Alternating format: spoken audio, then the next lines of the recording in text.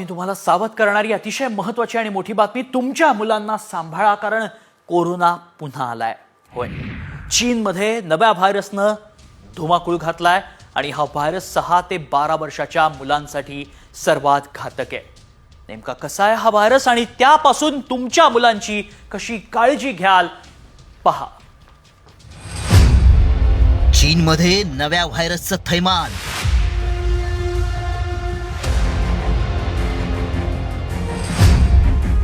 नव्या व्हायरसचा चिमुकल्यांना धोका.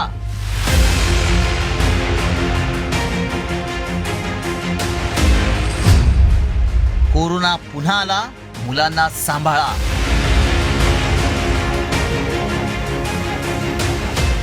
पालकांनो, तुम्ही तुमच्या मुलांना सांभाळा, कारण चीनमधून आलेल्या आणि जगभरात मृत्यूचं थैमान घालणाऱ्या कोरोनाला 5 वर्षही उलटली नाहीत.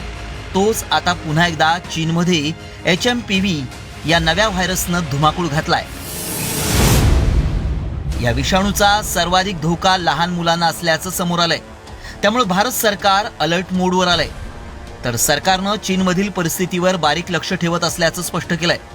मात्र लहान मुलांना सर्वाधिक धोका काय ते देखील पाहूयात. HMPV विषाणूच्या सर्वाधिक केसेस 5 वर्षांपेक्षा लहान मुलांमध्ये सर्वाधिक आहेत.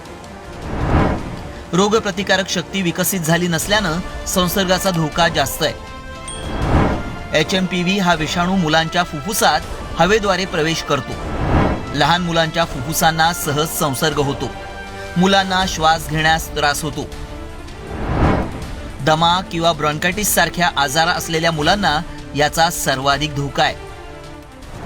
चीनमध्ये ह्युमन मेटाप्युमो व्हायरस या विषाणूचा सर्वाधिक धोका लहान मुलं आणि वयोवृद्धांना असला तरी चीनमध्ये सर्वच वयोगटातील नागरिक या विषाणूच्या विळख्यात सापडलेत.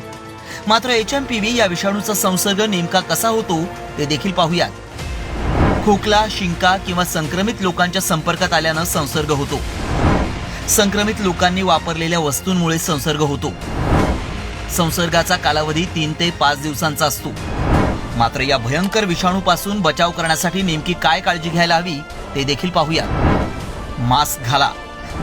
गर्दीच्या ठिकाणी जाणं टाळा. वारंवार हात स्वच्छ धुवा.